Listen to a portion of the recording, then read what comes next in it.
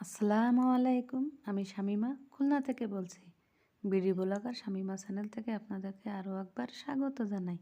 কাছে কিংবা দূরে, দেশ কিংবা দেশের বাহিরে যে যেখান থেকে আমার ভিডিওটি দেখছেন, আশা করছি আল্লাহ পাকের অশেষ রহমতে আপনারা সকলেই ভালো আছেন। আমরাও আলহামদুলিল্লাহ ভালো আছি। তো চলে আসলাম নতুন আরও একটা ব্লগ নিয়ে। তো আজকে অনেক মজার মজার রান্না করব, তো সেগুলো আপনাদের সাথে শেয়ার করব। তো ভিডিওটি দেখতে থাকুন। তো এখানে নিয়েছি আমি গরুর মাংস, এর সাথে হাড় আছে, মাংস আছে, তারপরে চর্বি আছে, আর নিয়েছি কয়েক টুকরা কলিজা। তো এখন আমি গতকাল মশলা ছিল না, যে ধনিয়ার গুঁড়া, ঝালের গুঁড়া, তো সেগুলো আনা হয়েছিল, ঢালা হয়নি কৌটায়। তো এখন আমি কৌটায় ঢেলে নিচ্ছি। তো আমার এই যে কৌটাগুলো দেখছেন, মশলার কৌটা, এতে প্রত্যেকটা কৌটায় মানে এই সাইজে যে কৌটাগুলো আছে 100 গ্রাম করে ধরে। তো 100 গ্রাম মানে দিলে, একটা চামচ দিলেই মানে ঠিকভাবে হয়। যে 100 গ্রাম কিন্তু ঢালছি। আবার বেশি দিলে দেখা গেলো চামচ রাখা যায় না।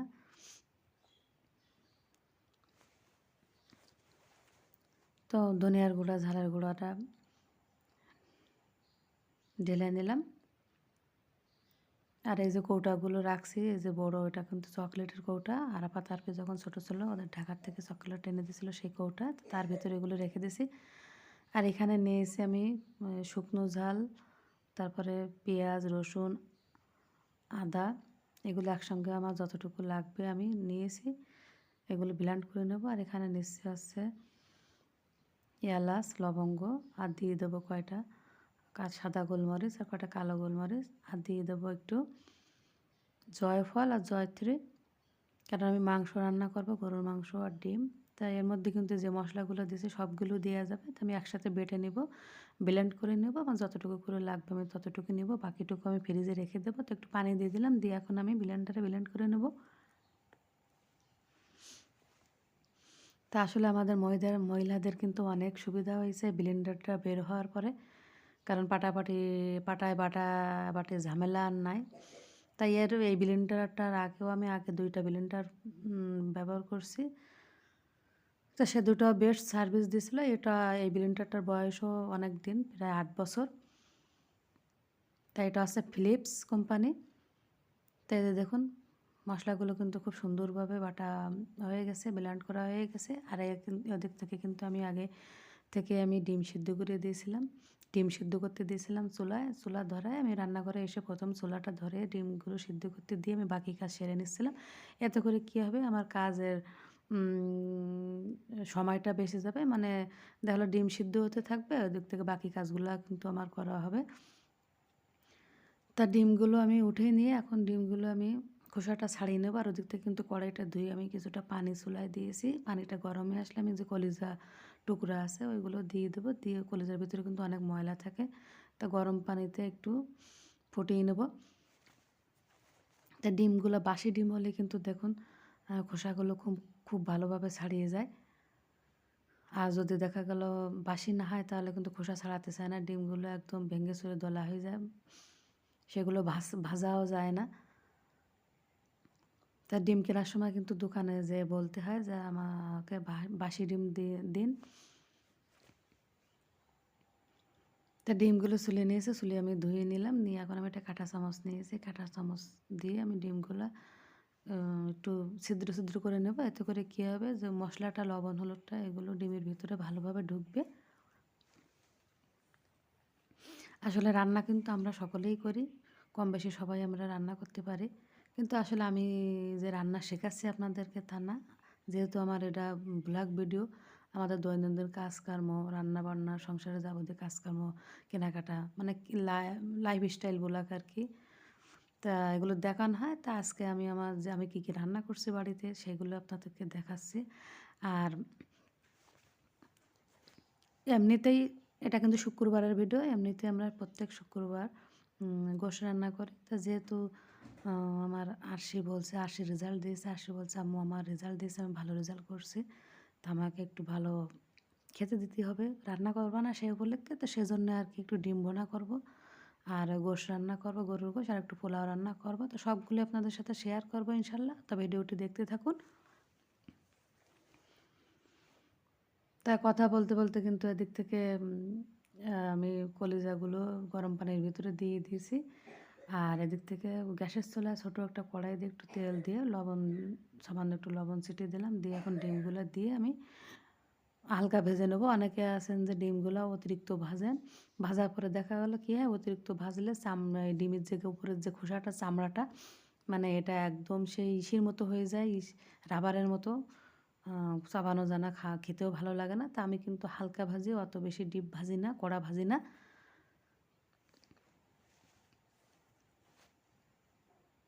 আমার কাছে মনে হয় যে ডিমটা হালকা ভাজলে ভালো হয়। তো ওদিক থেকে কিন্তু কলিজাটা একটু ভাপ দিয়ে নিলাম। তো এখন আমি কলিজাগুলো উঠিয়ে নিচ্ছি। উঠে আমি কড়াইটা আবার ভালো করে ধুয়ে চুলায় দেবো। দিয়ে এবার রান্না চাপিয়ে দেবো, কারণ এদিক থেকে কিন্তু আমার ডিমটা ভাজা হয়ে গেছে। তা আমি এখন প্রথমে ডিমগুলো রান্না করে নেব। তো প্রথমে তেল দিয়ে যে মশলাটা বেটেছিলাম সব মশলা দিয়ে দেবো। এর মধ্যে তো পেঁয়াজ, রসুন, আদা, তারপরে শুকনো ঝাল, গরম মশলাও দিয়েছিলাম। এখন লবণ দেবো, হলুদ গুঁড়া, ধনিয়া গুঁড়া, মানে গুঁড়া মশলা যেগুলো আছে এগুলো দেবো। জিরাটাও দিয়ে দিলাম। দিয়ে এখন মশলাটা ভালো করে ভুনে নেব। তা কাঠের চুলায় রান্না শীতের সীমা রান্না করতে মানে ভালো লাগে, একটু ঠান্ডা কম লাগে। কিন্তু কাঠের চুলা কিন্তু অনেক ঝামেলা, অনেক কালি লাগে হাতে। মানে গরমের সময় হয় কি, একটু কালি লাগলে একটু ধোয়া দিলে কিন্তু উঠে যায়। শীতের সময় না কালিটা উঠতে চায় না, মানে সাবান দিয়ে ডললেও কেমন মনে হয় কি যে যে চামড়া, যে স্কিনের ফাঁকায় ফাঁকায় এভাবে ঢুকে যায়। মানে গোসল করার পরে ছাড়া এর আগে যতই আমি হাতে সাবান দিই না কেন, হাতের কালিটা কিন্তু উঠতে চায় না। তাই এমনি কিন্তু রান্না করতে তাড়াতাড়ি মানে রান্না করতে সুবিধা হয় বা তাড়াতাড়ি হয়ে যায়, বা রান্নাটা খেতেও ভালো লাগে। কিন্তু ওই যে ঝামেলা, এক কালি, দ্বিতীয়ত আছে দেখবেন জাল নিভে যাবে, কমাতে হবে, বাড়াতে হবে, মানে কাঠ দিতে হবে, নামাতে হবে, এই যে ঝামেলা। তো একটু ঝামেলা তো করতে হবে। তো কথা বলতে বলতে কিন্তু মশলাটা কষিয়ে আমি ডিমগুলো কষিয়ে মশলার সাথে দিয়ে একটু মানে একটু কষিয়ে নেব। কষিয়ে নেবো মানে একটু নেড়ে চেড়ে নেবো। এত করে কী হবে, মশলাটা ভালো হবে। করে কিন্তু পানি দিয়েছিলাম, পানি দিয়ে যতটুকু লাগবে আর কি কষিয়ে নিয়ে। কারণ ডিম রান্না করতে কিন্তু বেশিক্ষণ লাগে না, যেহেতু ডিমটা সিদ্ধ করা। আর মশলাটা খুব ভালো করে ভুনে নিলে সামান্য আমি যতটুকু পানি লাগবে পানি দিয়ে রান্না করে নিলাম। তা ডিম রান্নাটা কেমন হয়েছে, কালারটা কেমন এসেছে, আপনারা কমেন্ট সেকশনে কমেন্ট করে জানাবেন। তাই তো আমার ডিম রান্না কিন্তু হয়ে গেছে, ডিম ভুনা।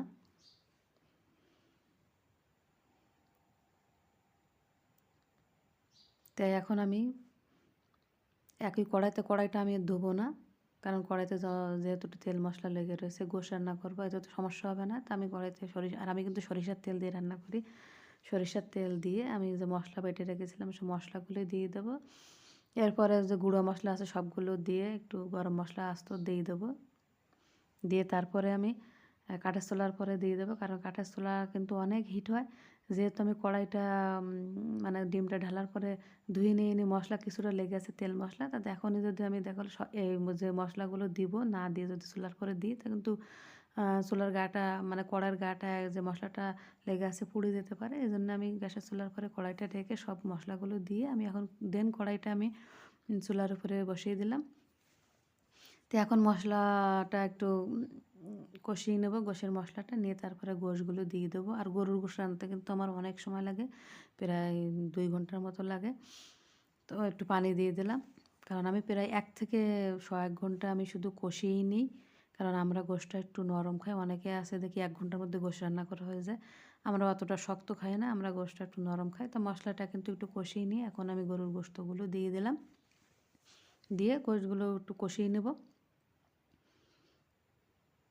তো এখন যে কলিজাগুলো ছিল কলিজাগুলো একটু আবার ভালো পানি দিয়ে ধুয়ে তারপরে দিয়ে দিলাম, পরিষ্কার পানি দিয়ে ধুয়ে দিয়ে দিলাম।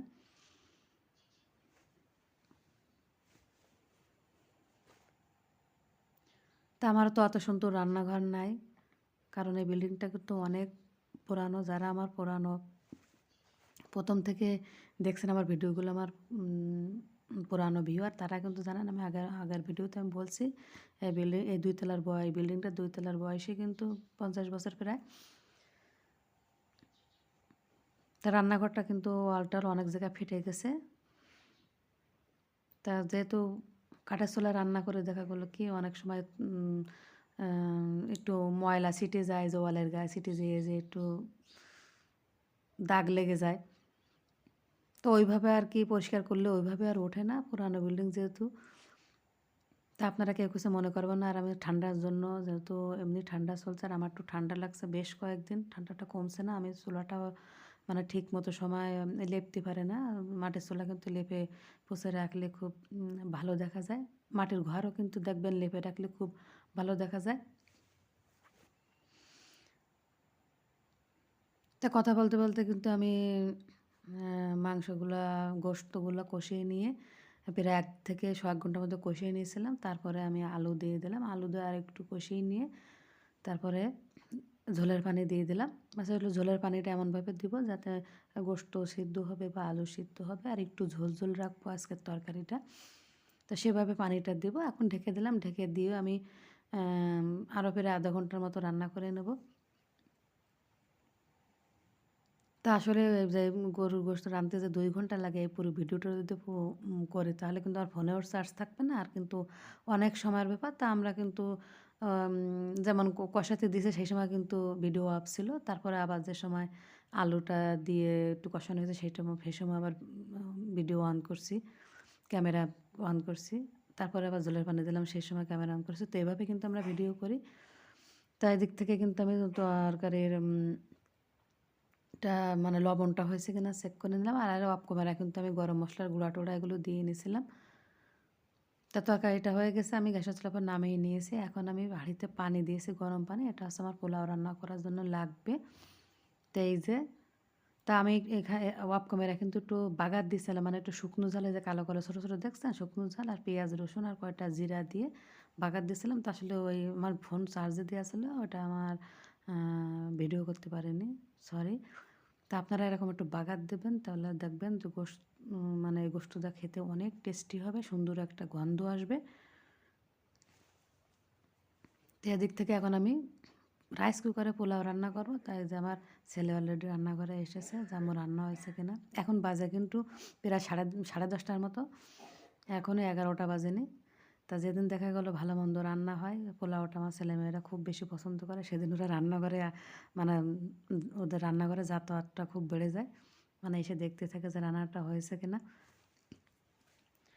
তো আমি পোলাও চাউলটা আমি কিন্তু ধুয়ে রেখে দিয়েছিলাম। তারপরে আমি কিছুটা সয়াবিন তেল দিয়ে, যে দারচিনি, লবঙ্গ এগুলো দিয়ে, একটু লবণ দিয়ে চাউলগুলো দিয়ে এখন চাউলটা একটু ভেজে নেব।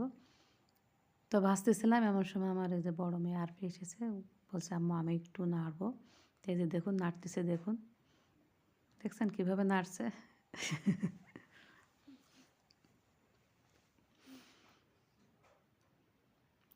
তা আমি কিন্তু এখানে আদা রসুন বাটাও আপনারা দিতে পারেন। তা আমি আজকে একদম মানে সিম্পলভাবে করব। আবার পেঁয়াজ বেরেস্তা করেও দিতে পারেন। তা আমি ওগুলো আজকে দিব না। আমি জাস্ট এলাচ, লবঙ্গ, সরি, দারচিনি, এলাচ আর একটু তেল দিয়ে ভেজে নিছি। আর কয়েকটা কাঁচা ঝাল দেবো, আর লাস্টে একটু ঘি দেবো, আর ওই যে কিশমিশ দেবো। আপনারা আদা বাটা, রসুন বাটা দিতে পারেন। আবার পেঁয়াজ বেরেস্তাও দিতে পারেন।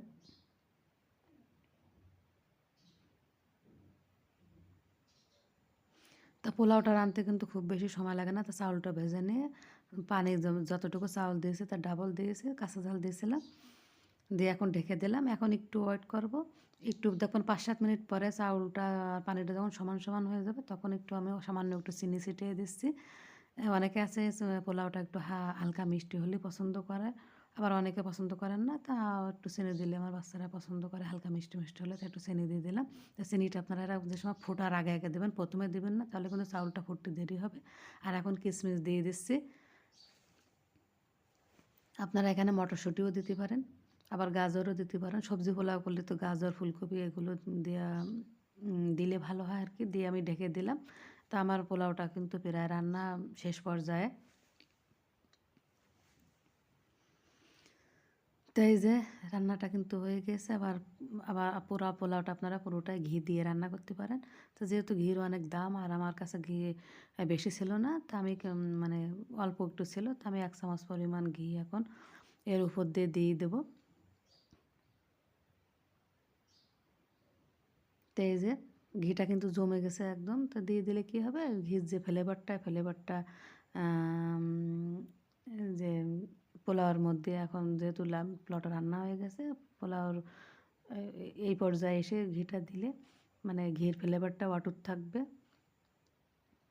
আপনারা পুরা পোলাওটা ঘি দিয়ে রান্না করতে পারেন, সেক্ষেত্রে স্বাদটাও বেড়ে যাবে, ফ্লেভারটাও আরও বেশি ভালো আসবে। তো আমার কিন্তু রান্না অলমোস্ট হয়ে গেছে। তা কেমন লাগলো আমার আজকে রান্না বান্না, আপনারা কমেন্ট সেকশানে অবশ্যই কমেন্ট করে জানাবেন। আর ভালো লাগলে একটা লাইক দেবেন, আর খুব বেশি ভালো লাগলে আমার চ্যানেলটাকে সাবস্ক্রাইব করে নেবেন। তো এই যে আমাদের গ্রামীণ জীবন, গ্রামীণ লাইফ, এই যে দেখুন এখন কিন্তু 11টা 5 বাজে, আমার রান্না হয়ে গেছে। আর দেখুন কোনো সূর্য ওঠেনি খুলনাতে, দেখছেন কি অবস্থা, অন্ধকার একদম।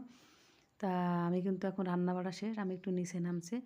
তো আশা করছি আমার আজকের ভিডিওটি আপনাদের ভালো লাগবে। আর ভালো লাগলে আমার চ্যানেলটিকে অবশ্যই সাবস্ক্রাইব করে নেবেন। আর যারা অলরেডি আমার চ্যানেলটিকে সাবস্ক্রাইব করে নিয়েছেন তাদেরকে অসংখ্য ধন্যবাদ। আর ভিডিওর মধ্যে ভুল ত্রুটি হলে ক্ষমা সুন্দর দৃষ্টিতে দেখবেন। সকলেই ভালো থাকবেন।